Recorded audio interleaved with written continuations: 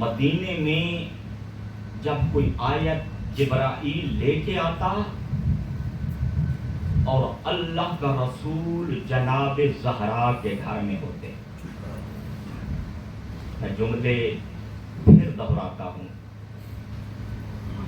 جبرائیل اس قرآن کی کوئی آیت لے کے آتا، اللہ کا رسول جناب زہرا کے گھر ہوتے، جبرائیل جناب بطول کے گھر میں داخل ہوتے تھے. کیا کہتے؟ صاحب ابرا لکھتے ہیں کہ جبرائیل رسول اللہ کی بارگاہ میں عرض کرتے، یا رسول اللہ پہلے اپنی بطول سے اجازت لیں، جبرائیل آپ کے گھر میں داخل ہو جائے. یا رسول اللہ میں پھر داخل ہوں گا. اللہ کا رسول اجازت طلب کرتا، جبرائیل داخل ہوتے اور وہی پہنچاتے. عزادار و رونے والا جملہ یہی ہے، 300 مسلمان زہرا کا دروازہ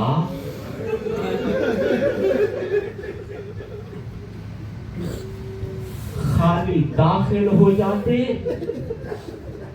یہ الگ بات تھی، داخل کیسے ہوئے؟ ہاتھ میں آگ اور لکڑیاں لے کے بطول کے دروازے پہ پہنچے. اللہ اکبر. عزادارو جب جناب سیدہ کے دروازے پہ پہنچے تو عالم کیا تھا، دروازے کو آگ لگی. یہ ملعون بغیر اجازت کے گھر داخل ہوئے. عزادارو سنو گے، ایران کے ایک عالم ہیں، مجتبی حسینی نام ہے، وہ ایک جملہ لکھتے ہیں. امیر المؤمنین فرماتے ہیں گھر بھی میرا تھا، بطول بھی موجود تھی، مسلمان میرے گھر میں داخل ہو چکے تھے. ایک طرف سے 40 ملعونوں نے مجھے پکڑا ہوا تھا، دوسری طرف سے میری قمیض کے دامن کو میری زہرا نے پکڑا ہوا تھا. عزادارو امیر المؤمنین اب ایک جملہ فرماتے ہیں اچانک میری زہرا پہ کوئی ایسا ظلم ہوا، من صدائے شکستن دست زہرا. اچانک میں نے زہرا کے ہاتھ کے ٹوٹنے کی آواز سنی. عزادارو ہاتھ ٹوٹا کیسے؟ کوئی ایسا تازیانہ لگا، تازیانے کا لگنا تھا، زہرا کا ہاتھ ٹوٹ گیا. بس عزادارو اب ایسا ظلم ہوا، جناب زہرا کا ہاتھ علی کے دامن سے چھٹ گیا، جناب زہرا غش میں چلی گئی. امیر المؤمنین کو گھر سے باہر لے جایا گیا. عزادارو اب چھوٹی سی جناب زینب نے ماں کے سر کو گود میں لیا. بس کچھ دیر گزری تھی عزادارو، ایک مرتبہ زہرا کی آنکھ کھلی. فرمایا بیٹا زینب بابا کہاں گئے ہیں؟ کہا اماں بابا کو دربار لے گئے ہیں. بس اتنا کہنا تھا. عزادارو ان جملوں سے پہلے علامہ امینی ایک جملہ کہہ کے ماتم کر کے روتے تھے. وہ کہتے تھے لوگوں دعا کیا کرو، جب مصیبت آئے باپ پر تو ماں صحیح و سالم ہونی چاہیے. کیوں؟ اس لیے کہ جب ماں صحیح و سالم ہوگی تو بچے ماں کی پناہ لیں گے، اور جب مصیبت ماں پہ آئے تو باپ کو صحیح و سالم ہونا چاہیے، اس لیے کہ بچے باپ کی پناہ لیں گے. بس عزادارو پھر علامہ امینی منہ پہ ماتم کرتے اور کہتے اللہ جانے بطول کے بچوں کی کیفیت کیا ہوگی. کہا منظر یہ تھا کبھی دروازے کے پاس دوڑ کے جاتے وہ کبھی غش میں پڑی ہوئی ماں کے پاس آتے بس دیکھتے رہے بابا کے گلے میں رسی ڈال کے مسلمان لے گئے عزاداروں ماں کے پاس جناب زینب موجود تھی اب جب آنکھ کھلی نا جناب زینب نے بتایا فرمایا فضا میرے بابا کی قمیض لیا عزاداروں بابا کی قمیض کو لیا لیکن روایات کہتی ہیں زخمی بطول اٹھ نہ سکی عزاداروں کیوں نہ اٹھ سکی دونوں پہلو زہرا کے زخمی تھے بنی ہاشم کی ایک عورت نے ایک طرف سے سہارا دیا دوسری عورت نے دوسری طرف سے سہارا دیا عزاداروں جناب زہرا اٹھی لیکن پھر بھی روایت کہتی ہے کبھی زمین پہ گر جاتی ہے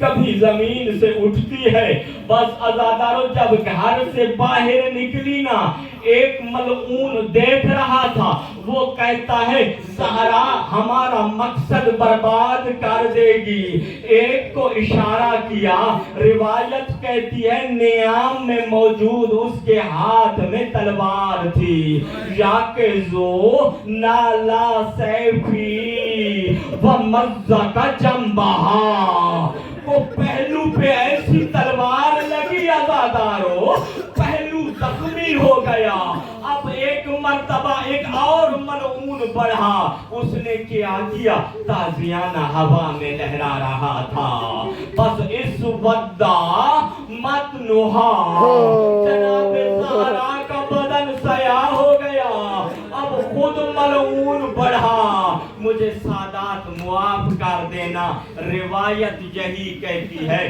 لاتا مہا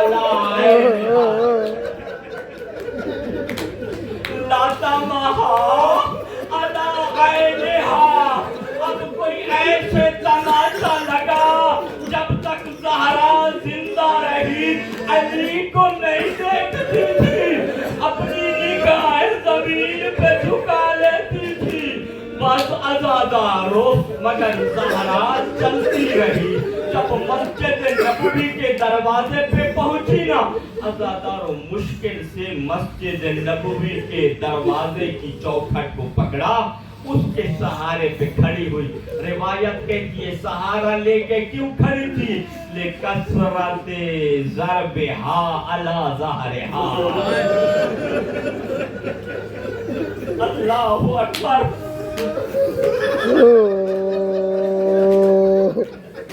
لِکَثْرَتِ ضَرْبِهَا عَلَى ظَهْرِهَا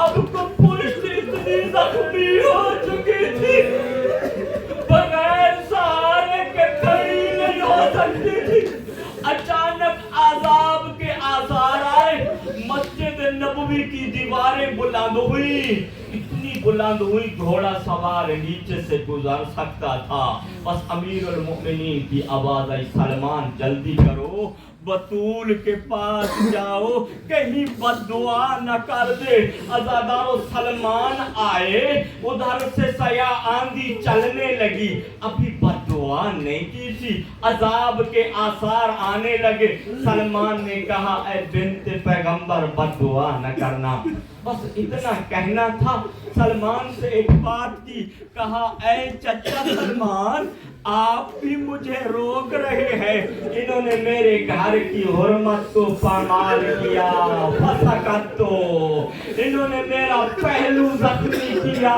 فسکتو آپ میرے بچوں کو یتیم کرنا چاہتے ہیں سلمان جب تک علی کو صحیح و سالم نہ دیکھ لوں گی میں مسجد نبوی کی چوکھٹ کو نہیں چھوڑوں گی عزادار و عذاب کے آثار کو دیکھ کے سب مسجد نبوی سے نکل گئے جناب سلمان نے امیر المؤمنین کو پیغام پہنچایا یوں ہی امیر المؤمنین باہر آئے نا عزادارو وہ زہرا جو بغیر سہارے کے کھڑی نہیں ہو سکتی تھی اللہ جانے کیسے طاقت کو جمع کیا علی کی طرف بڑھنا شروع کیا زخمی بطول نے سوال کیا یا علی بتا تو صحیح کوئی چوٹ تو لگے